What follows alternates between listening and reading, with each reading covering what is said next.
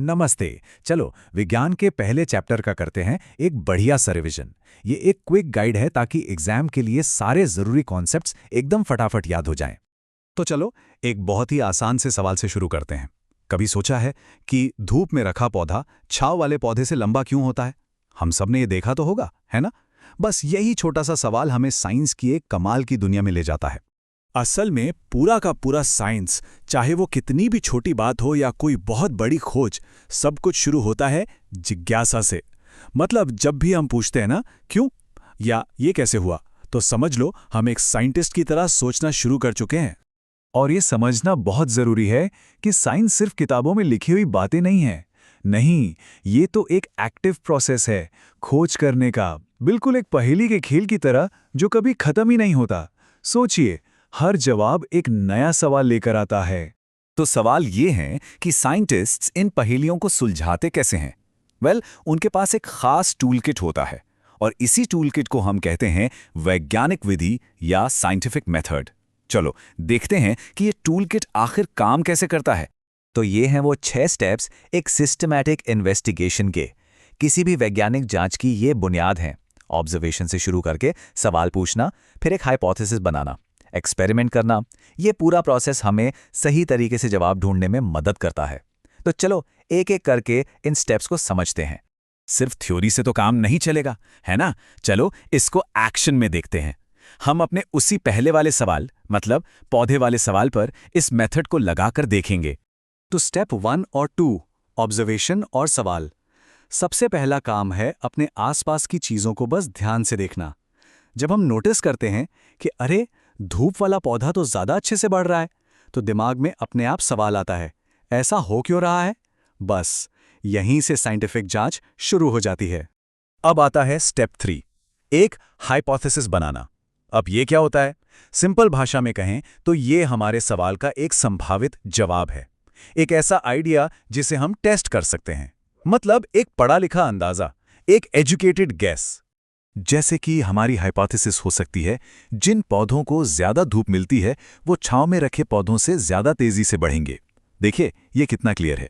ये एक अंदाजा है और अब हम इसे टेस्ट करके देख सकते हैं कि ये सही है या गलत। ओके, तो स्टेप 4 है एक्सपेरिमेंट।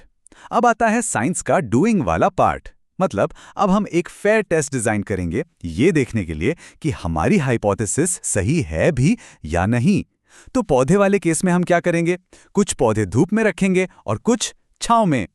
और आखिर में आते हैं स्टेप 5 और 6, एनालिसिस और नतीजा। हम अपने एक्सपेरिमेंट के नतीजों को रिकॉर्ड करेंगे, जैसे हर हफ्ते पौधों की हाइट नापना। फिर हम इस डेटा को एनालाइज करते हैं, क्या हमारे रिजल्ट्स हमारी हाइपोथेसिस से मैच कर रहे हैं, और बस इसी के बेसिस पर हम एक नतीजे पर पहुंचते हैं कि हमारा शुरुआती अंदाजा सही था या गलत।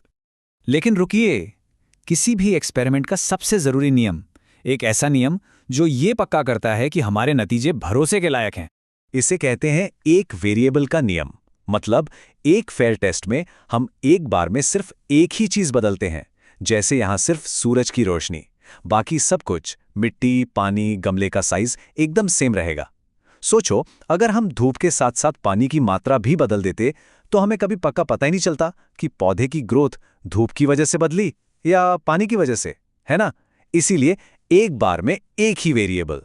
ठीक है, तो अब साइंटिफिक मेथड तो समझ आ गया। चलो अब एग्जाम के लिए कुछ बहुत जरूरी डेफिनेशंस को फटाफट देख लेते हैं। ये एक रैपिड फायर रिवीजन है, तो इन कीवर्ड्स पर पूरा ध्यान देना। पहला है वैज्ञानिक जांच। ये वही पूरा का पूरा प्रोसेस है जिसकी हम अभी बात कर रहे थे। मतलब सवाल पूछना, चीजों को ऑब्जर्व करना और फिर एक्सपेरिमेंट करना, ताकि हम अपने आसपास की दुनिया को समझ सकें। फिर है अवलोकन, यानी ऑब्जर्वेशन। याद है, ये पहला स्टेप था। यहीं से तो सारी कहानी शुरू होती है। बस ध्यान से देखना और जानकारी इकट्ठा करना। अगला है परिकल्पना, यानी हाइपोथेसिस। जैसा हमने पौधे वाले एग्जाम्पल में देखा था, ये हमारे साइंटिफिक सवाल का एक संभावित जवाब होता है, एक ऐसा अंदाजा जिसे हम टेस्ट कर सकते हैं, हमारा एजुकेटेड गेस। चलो अब जरा केमिस्ट्री की तरफ चलते हैं। सबसे पहले है तत्व, यानी एलिमेंट। ये किसी भी चीज का सबसे शुद्ध रूप होता है जो सिर्फ एक ही तरह के एटम से बना हो। जैसे ऑक्सीजन या सोना, इन्हें और सिंपल नहीं किया जा सकता। और जब दो या उससे ज्यादा एलिमेंट्स केमिकली जुड़ते हैं तो वो बनाते हैं एक यौगिक यानी कंपाउंड। सबसे बेस्ट एग्जांपल पानी, H2O। दो हाइड्रोजन के एटम, एक ऑक्सीजन का एटम केमिकली जुड़ गए और बन गया पानी। फिर आता है मिश्रण यानी मिक्सचर। देखो, ये कंपाउंड से अलग है। इसमें चीजें बस फिजिकली एक साथ मिल जाती हैं पर केमिकली जुड़ती नहीं। जैसे पानी में नमक घोल दिया, या हवा भी तो गैसों का एक मिक्सचर ही है। और अब एक कॉन्सेप्ट फिजिक्स से, दाब यानी प्रेशर। इसका सीधा सा मतलब है कि किसी एरिया पर कितना फोर्स लग रहा है। और पता है, हवा का प्रेशर जब बदलता है ना, उसी से हवा चलती है और तूफान आते हैं। चलो अब इस चैप्टर के आखिरी और शायद सबसे जरूरी आइडिया पर चलते हैं। आपकी किताब में ये जड़ और पतंग का कॉन्सेप्ट है। जड़ जो आपकी नींव को, आपकी नॉलेज को मजबूत रखती है, और पतंग जो आपकी जिज्ञासा को, आपके नए आइडियाज को ऊंची उड़ान देती है। एक अच्छे साइंटिस्ट के लिए ये बैलेंस बहुत जरूरी है।